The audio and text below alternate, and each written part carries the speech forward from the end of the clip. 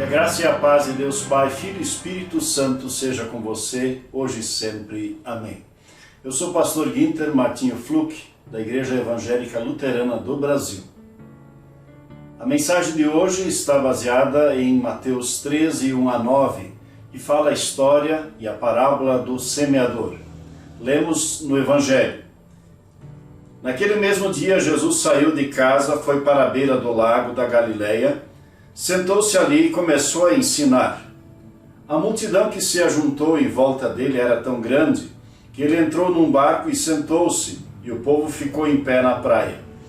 Jesus usou parábolas para ensinar muitas coisas. Ele disse: escutem, certo homem saiu para semear.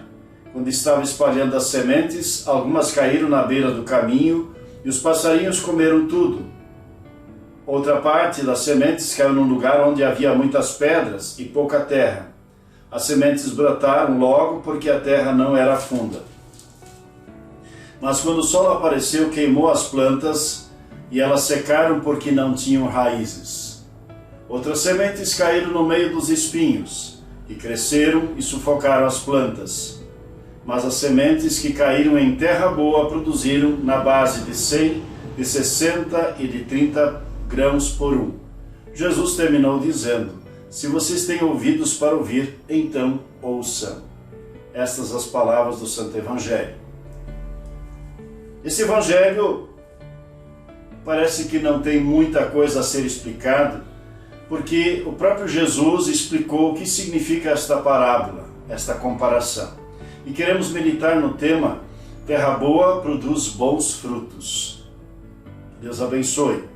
Ouvimos o hino Santo, Santo, Santo e acompanhamos na legenda.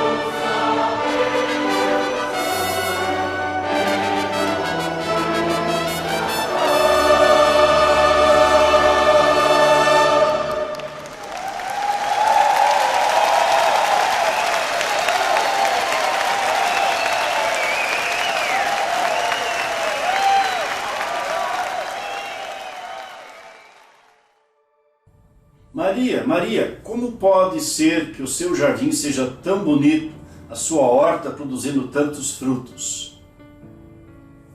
Maria responde a duas respostas. Uma é o preparo da terra e outra é a semente. Ambas são importantes. Nessa temática entra também a atitude do cristão. A condição e a atitude do solo, o coração, são essenciais para a capacidade de resposta espiritual e a de frutos da fé. Aqui incorremos muito fácil num erro gravíssimo em que pode-se ensinar a salvação por obras. Mas não é esse o caso de Jesus, porque o próprio preparo da terra é resultado da ação de Deus no coração das pessoas. Assim o agricultor, aquele que semeia, é aquele que prepara antecipadamente a terra. Vimos várias imagens no início, quero repetir algumas e ver a plantação de girassóis, de arroz, de trigo, de milho, várias plantações. Para termos boas plantações, para produzirmos bons frutos, é preciso ter um excelente preparo da terra antes. É preciso ter clima adequado, umidade adequada, sementes boas. Certa vez ouvi um agrônomo falando numa rádio. O agrônomo era responsável pela cooperativa e essa cooperativa então enviou esse agrônomo à rádio para dizer aos agricultores que estavam comprando adubo foliar para soja. E esse agrônomo afirmou que não adianta aplicar adubo foliar na soja, que produz soja, pé de soja maravilhoso, mas que não produz a semente. Para se produzir, dizia o agrônomo, para se produzir muito soja é preciso preparar muito bem o solo. E é nessa perspectiva que olhamos para esta palavra do semeador, a parábola que Jesus conta lá no Mar da Galileia, sentado no barco, porque havia muitas pessoas à sua volta. Quando a mensagem é importante, pessoas querem ouvi-la. E assim, esta é a palavra de Deus que nós encontramos na explicação desta parábola no capítulo 13, versículo 23.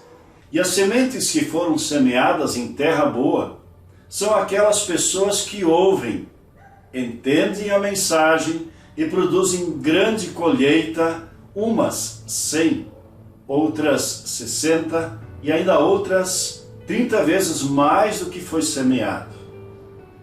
É isto que Deus quer fazer na sua vida. A produção depende totalmente da ação de Deus em nossa vida. Ao permitirmos que Deus trabalhe em nossa vida, não rejeitando toda a ação de Deus, com certeza nossas vidas vão ser frutíferas na pregação do Evangelho, na vivência da fé, no testemunho, no bom testemunho daquilo que Deus é e daquilo que Ele faz por nós em nossa vida. A própria palavra, que é ouvida, e a ação do Espírito Santo que transforma o coração, que cultiva a vida das pessoas. Para quem conhece as lides agrícolas, sabe que quando a terra é preparada, faz uma grande agressão a esta terra. No tempo que se usava arados de bois, esses arados sulcavam a terra. Depois se usou implemento agrícola ligado num trator, uma máquina potente que rasgava o solo e que continua rasgando e preparando a terra. Mesmo que seja plantio direto, há todo um trabalho de agressão necessário para afofar a terra, para adubar a terra, para deixá-la pronta para receber a semente. E quando a palavra de Deus entra na nossa vida, acontece esse rasgar do coração, de romper da velha natureza humana que nós temos, para sermos agora nova natureza, para Deus colocar dentro de nós a semente boa. E essa semente boa é a própria palavra, é a ação do Espírito Santo por meio desta palavra, para nos transformar de perdidos e condenados para agora pessoas que são cidadãos do céu aqui na terra. Ao se tornar um cristão, com certeza a pessoa enfrenta muitas dificuldades, rompimentos. Me recordo de uma família muito querida.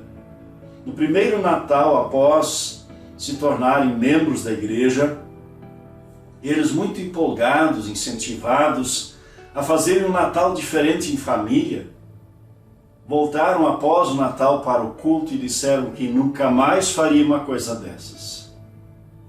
Eu lhes disse, calma, que vão ver o resultado dessa semeadura que vocês fizeram nesta noite de Natal.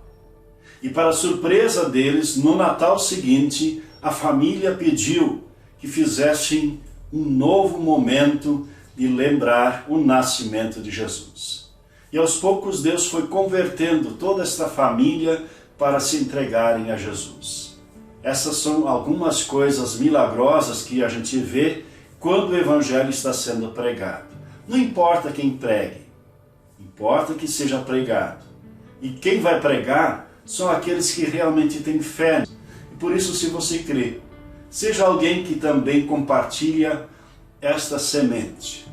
Muitas sementes vão cair em terra dura.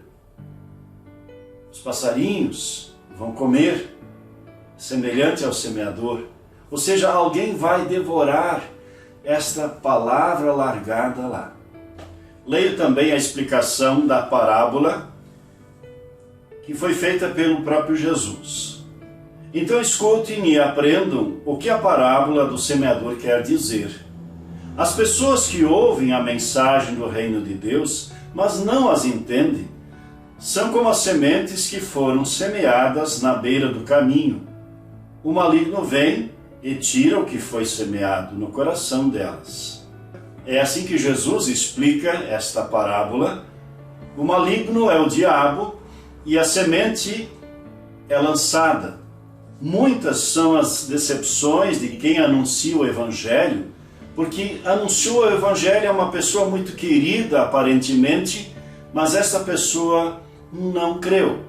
Essa pessoa rejeitou a palavra, porque o diabo removeu esta palavra da vida desta pessoa. As sementes que foram lançadas, onde havia muitas pedras, são as pessoas que ouvem a mensagem e aceitam com alegria, mas duram pouco porque não têm raiz.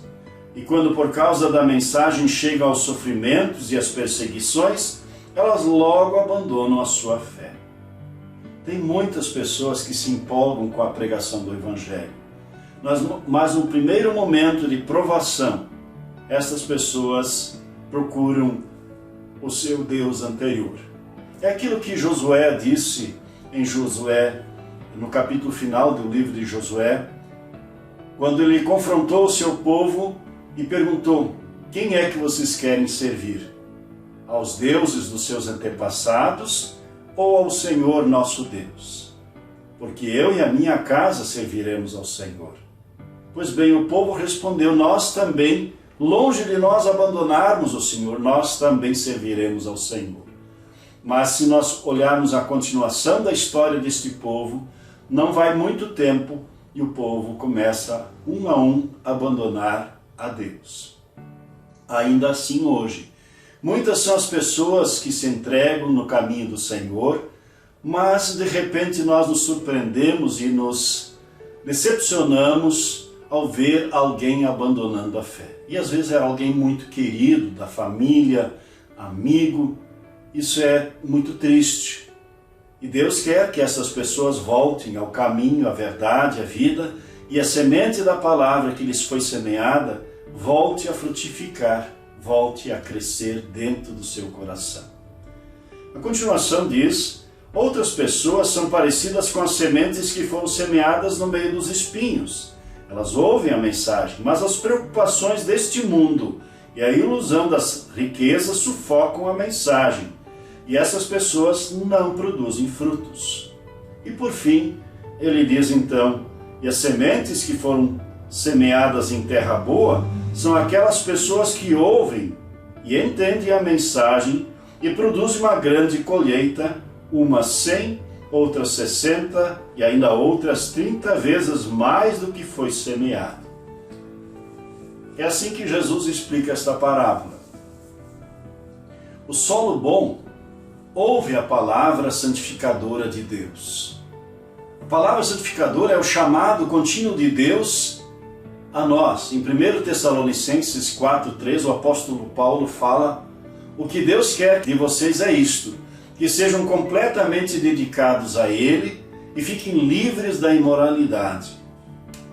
A palavra santificadora é o chamado contínuo de Deus. Em Efésios 2:10 lemos também: pois foi Deus quem nos fez o que somos agora, em nossa união com Cristo Jesus. Ele nos criou para que nós fizéssemos as boas obras que Ele já havia preparado para nós. Andar no caminho do Senhor, fazer a obra que Ele nos confiou, é viver esta fé, é ser alguém que produz frutos. E esses frutos, amados, não são para a nossa glória, são para nos mostrarmos, não, de forma nenhuma, são para a glória de Deus. E é o que Jesus disse no início do Evangelho de Mateus: quando vocês forem luz e sal da terra, as pessoas vão dar glórias ao verem as obras que vocês fazem. O bom solo também compreende a palavra de Deus. A palavra é entendida somente através da obra do Espírito Santo. Nós não podemos entender a palavra se Deus, Espírito Santo, não agir dentro de nós. Mas Ele já agiu dentro de nós, Ele já nos transformou, Ele nos trouxe das trevas para a sua maravilhosa luz. O Espírito Santo amolece o nosso coração duro e nos transforma em boa terra. Ele trabalha graciosamente o nosso entendimento. E Paulo aos Coríntios, capítulo 12, diz o seguinte: por isso, precisam compreender que ninguém que diz que Jesus seja maldito pode estar falando pelo poder do Espírito de Deus. E que ninguém pode dizer Senhor, Jesus é Senhor, a não ser que seja guiado pelo Espírito Santo. Então é o Espírito Santo que nos traz das trevas para a maravilhosa luz de Deus, usando os meios especiais que Deus colocou, como o batismo e a própria palavra, e para nos conservar ainda acrescenta a Santa Ceia. A palavra de Deus é entendida somente à luz da cruz de Cristo. Não é possível pregarmos uma teologia da glória, e sim a teologia da cruz. E esta é a palavra de Deus. Somente a teologia da cruz reflete a verdade de Deus em Cristo. O apóstolo Paulo escreve em Coríntios 2:2: porque quando estive com vocês resolvi esquecer tudo, a não ser Jesus Cristo e principalmente a sua morte na cruz. Somente a teologia da cruz produz os frutos que Deus quer. O bom solo, além de ouvir, além de compreender, de crer, vive a palavra de Deus. A palavra de Deus é vivida por meio de uma mudança interior de atitudes. Quando Deus transforma a nossa vida, a atitude interior em relação a Deus muda. Romanos 8:15 lemos: porque o Espírito que vocês receberam de Deus não torna vocês escravos novamente e não faz com que tenham medo. Pelo contrário, o Espírito Santo torna vocês filhos de Deus e pelo poder do Espírito podemos dizer com fervor a Deus: Pai, meu Pai. Nos dirigirmos a Deus tão tranquilamente como uma criança amada por seu pai se dirige: Pai, meu Pai, Mãe, minha mãe. Se dirige amavelmente aos seus genitores, assim como Deus é o nosso genitor espiritual e a nossa existência depende tão somente dele. Por isso, Ele nos acolhe, Ele nos ama, Ele nos perdoa, Ele quer a nossa salvação e quer nos usar maravilhosamente. Isso é um privilégio, podermos falar a outras pessoas. Dentro da nossa casa temos tanto trabalho a fazer. pregar o Evangelho aos nossos e depois, a partir da família toda, pregar o Evangelho a outras pessoas que estão carecendo da salvação. A palavra transforma esta atitude interior em favor do nosso próximo. E aí Jesus nos diz que há um segundo mandamento, além do primeiro, que é amar a Deus sobre todas as coisas, amar a Deus com o nosso entendimento, nossa vida, nossa alma. E existe um segundo mandamento que é tão importante quanto o primeiro, é amar ao nosso próximo como a nós mesmos. A palavra de Deus é vivida através de uma resposta externa. Quando nós nos entregamos às pessoas que estão à nossa volta, que carecem da ação e do amor de Deus, nós vamos viver isso primeiramente em relação ao próprio Deus, quando externamos a nossa fé no culto, na adoração, no cântico, na leitura, na oração, enfim, quando nós nos entregamos a Deus.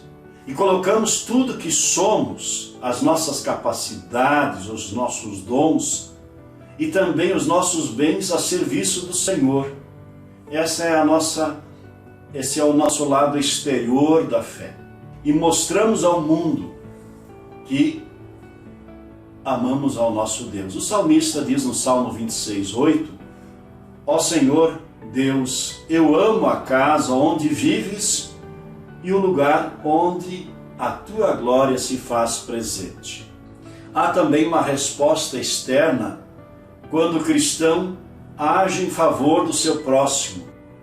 Façam aos outros o que querem que eles façam a vocês, pois é isso mesmo que quer dizer a lei de Moisés e o ensinamento dos profetas. Pois bem, caros irmãos, é assim a nossa vida de cristão. Deus já preparou o solo de cada cristão. Ou nós somos de Deus, pertencemos a Deus, ou não pertencemos. Ou somos terra que Deus preparou, ou somos terra dura, que não germina, que não produz nada. Mas Deus quer também amolecer o seu coração, se ainda não estiver, para que você se entregue inteiramente a Ele. Não seja mais uma cabeça dura, um coração duro, assim como dizia o profeta no Antigo Testamento, que Deus vai arrancar o coração de pedra e colocar um coração de carne, um coração que aceite a palavra, que aceite a ação do Deus maravilhoso que é o nosso Salvador.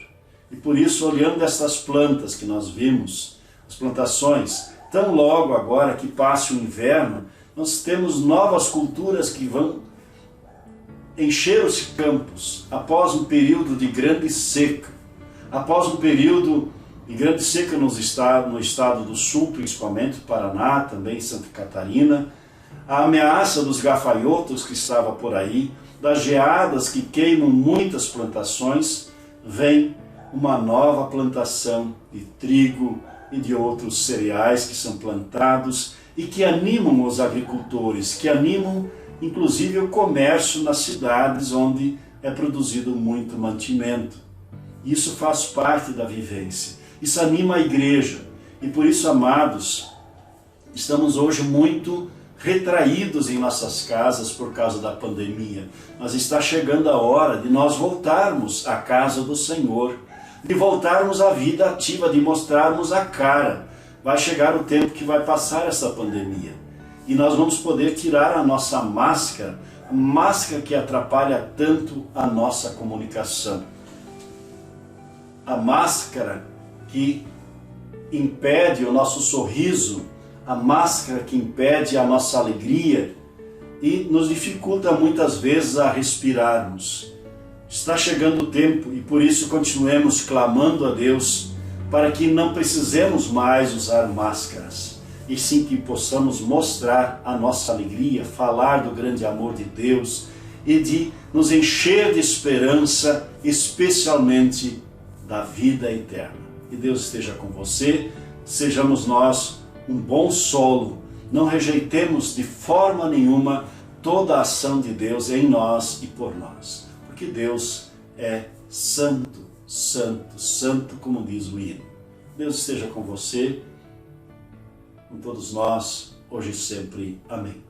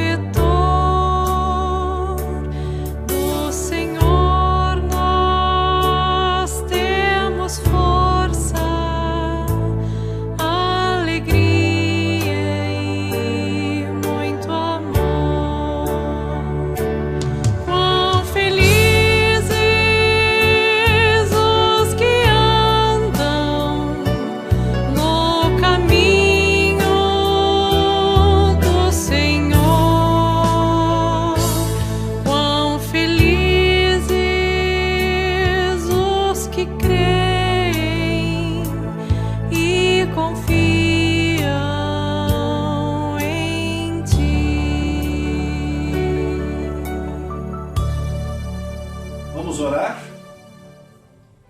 Com certeza você tem muita coisa para pedir. Se um dia você quiser que a gente inclua sua súplica de oração, por favor nos comunique, nos envie a mensagem.